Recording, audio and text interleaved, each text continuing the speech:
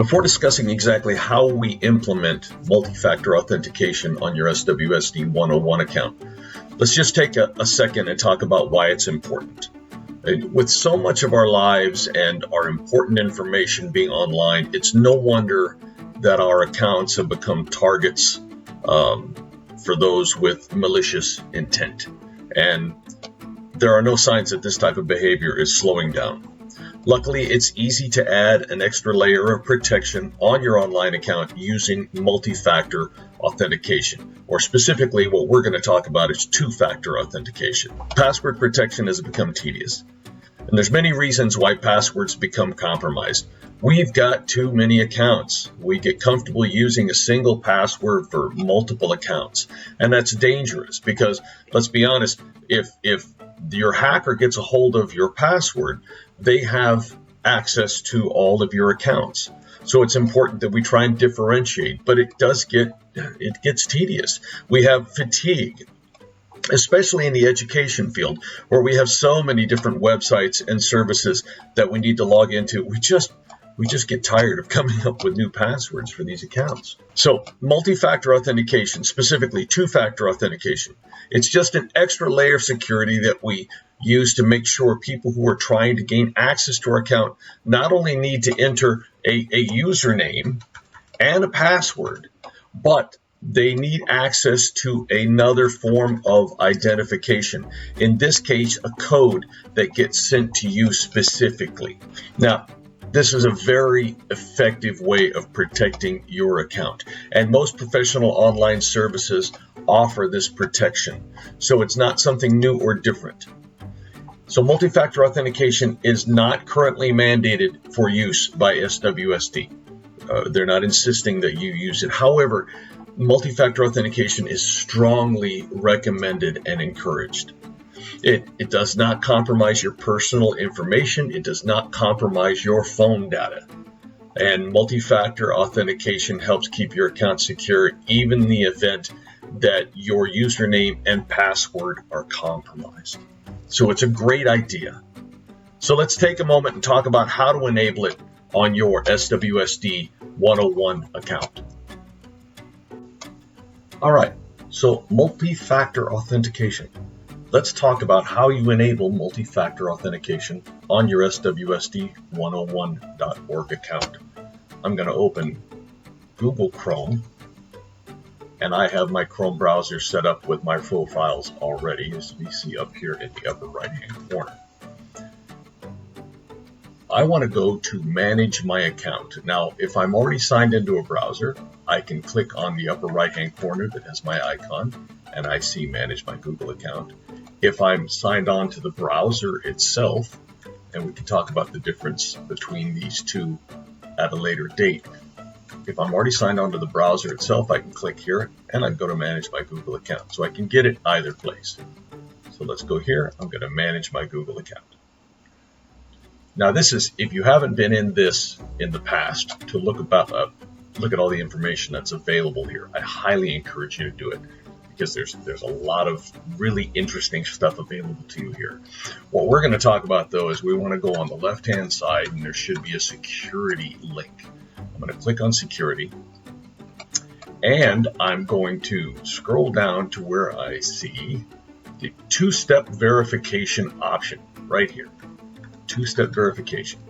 I'm going to click it, and it's going to ask me to read some information about getting started, and I'm going to click Get Started. It's going to want me to sign on again because it wants to make sure that I'm the one in here doing it. And it's going to ask me how I want to receive my verification. Now, there's a couple of ways to do this. I have an Android phone, and I have all of my Google accounts signed on to my Android phone.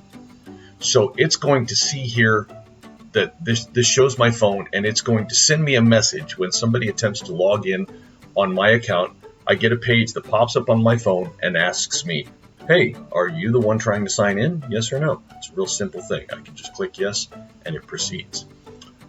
If you don't see your phone listed, you click here, and it'll tell you how to go through your Google account on your phone to make sure that your account is showing up. all right, and just walk through the steps. It's really easy to do. Maybe we'll try and do a little tag in right here so you can see how to do that. The other option you can choose is the security key is something that I don't think we're going. If somebody's really interested in doing this security key option, let me know. But this is actually a physical USB device that has to be plugged into a computer before you can sign on. Not really what I recommend.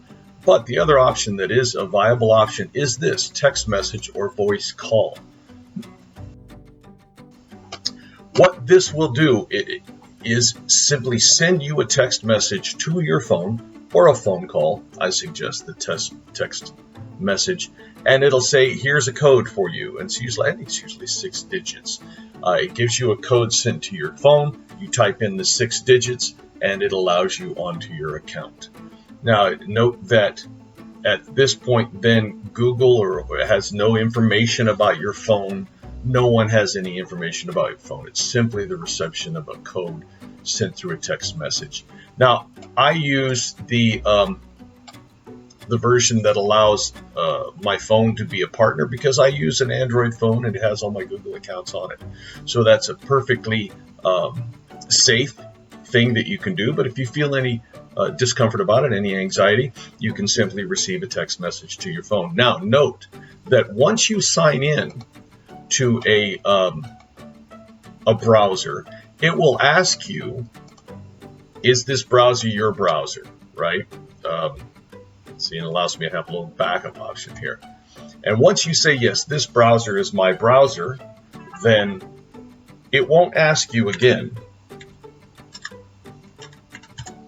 See, it just asked me for that code. Turn on two-step verification. I say yes. There it is. My two-step verification is enabled.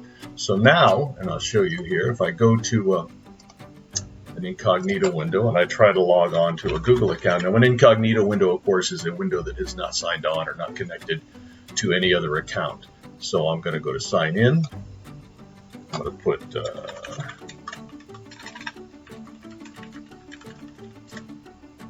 and then I'm going to type my password. And now what's happening is it's sending a message wanting to know if this is me trying to log on. I say yes, it's me, and I'm allowed onto my account. I hope that helps. If you have any questions, make sure you get in touch with me. My extension is 3586, or if you're phoning from outside the district, it's 360-855-3586. Let me know if I can help in any way.